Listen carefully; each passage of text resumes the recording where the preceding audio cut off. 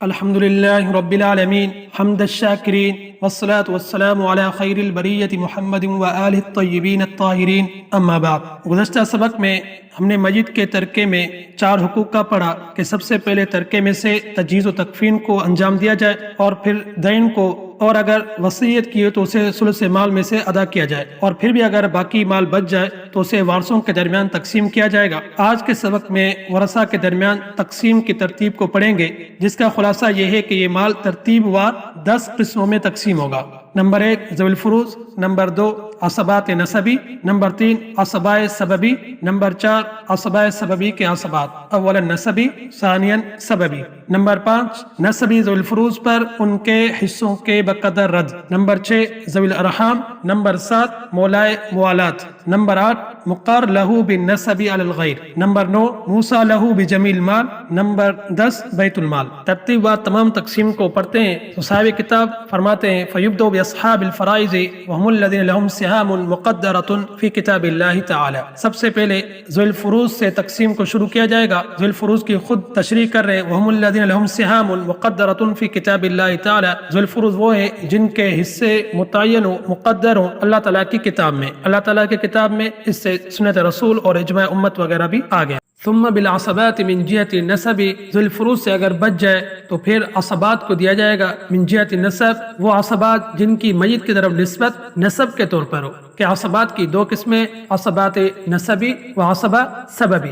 عصبات نسبی جن کی میت کی طرف نسبت نسب کے طور پر ہو، اور عصبات سببی جن کی میت کی طرف نسبت سبب کے طور پر ہو، اور سبب مراد موتق جو کہ آگے آ رہا ہے۔ دوسرے نمبر پہ عصبات نسبی کو دیا جائے گا، اور آگے اس کی تفصیل خود بتا رہے ہیں والعصبۃ کل من یاخذ ما ابقت اصحاب الفرائض۔ عصبہ ہر وہ جو لے لے اس تمام کو جس کو ذوی الفروض نے چھوڑا ہو، بچایا ہو، یعنی ذوی الفروض کے حصے دینے کے بعد باقی جو مال بچ جائے تو وہ عصبہ لے لے۔ وعند الانفراد یحرز جمیع المال، اور اکیلے ہونے کی صورت میں تمام کے تمام مال کو لے لے، جمع کر لے۔ یہ یاد رہے کہ عصبہ نسبی کی کل 3 قسمیں، عصبہ بنفسی، عصبہ بغیری، عصبہ ما غیری۔ یہاں صرف عصبہ بنفسی مرادے، بقیہ 2 کی تفصیل عصبات کی بحث میں تفصیل سے مصنف ذکر کریں گے۔ کہہ رہے ہیں کہ والعصبۃ کل من یاخذ، کہ ہر وہ جو لے لے ما ابقت اصحاب الفرائض، جس کو بچایا ہو ذوی الفروض نے، یعنی ذوی الفروض کے حصوں کو نکالنے کے بعد جو باقی بچ جائے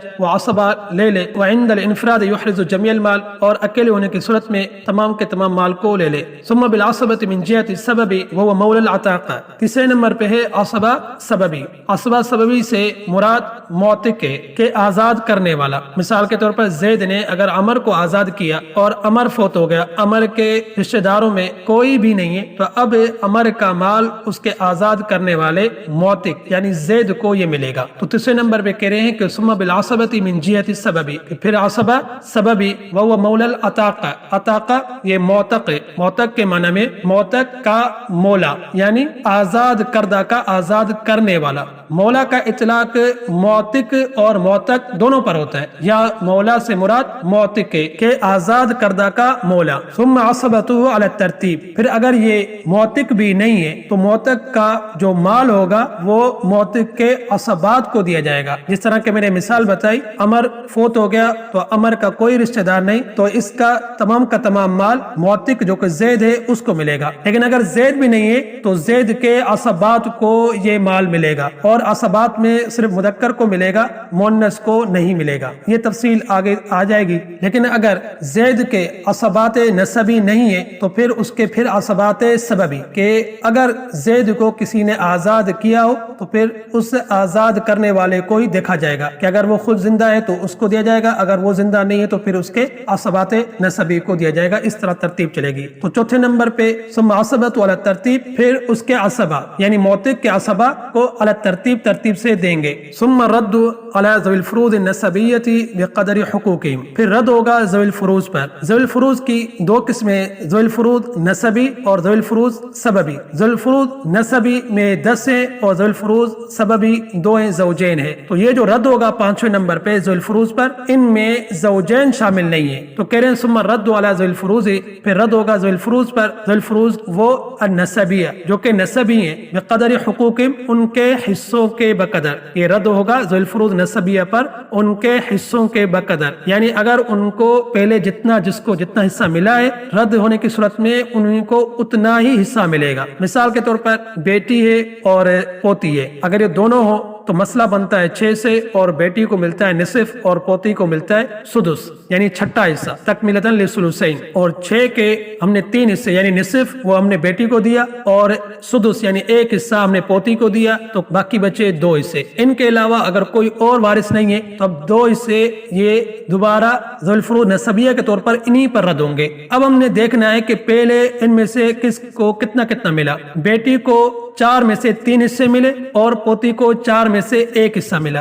2 کے بھی ہم 4 حصے بنائیں گے، 3 حصے بیٹی کو دیں گے اور 1 حصہ پوتی کو دیں گے، گویا کہ بیٹی کو 1.5 ملے گا اور آدھا پوتی کو ملے گا۔ یہی مطلب ہے بقدر حقوقہم، ان کے حصوں کے بقدر ذوی الفروض نسبیہ پر رد ہوگا۔ یہ 5ویں نمبر پہ تھا۔ آج کی نشست میں ہم نے ترتیب وار 5 تقسیم پڑھی، جن میں سب سے پہلے ذوی الفروض، پھر عصبات نسبی، پھر عصبہ سببی، چوتھے نمبر پہ عصبہ سببی کے عصبات، اولا نسبی، ثانیا سببی۔ 5ویں نمبر پہ ہم نے پڑھا نسبی ذوی الفروض پر رد ان کے حصوں کے بقدر۔ آج کی نشست کو یہیں پہ ختم کرتے ہیں۔ وآخر دعوانا ان الحمدللہ رب العالمین۔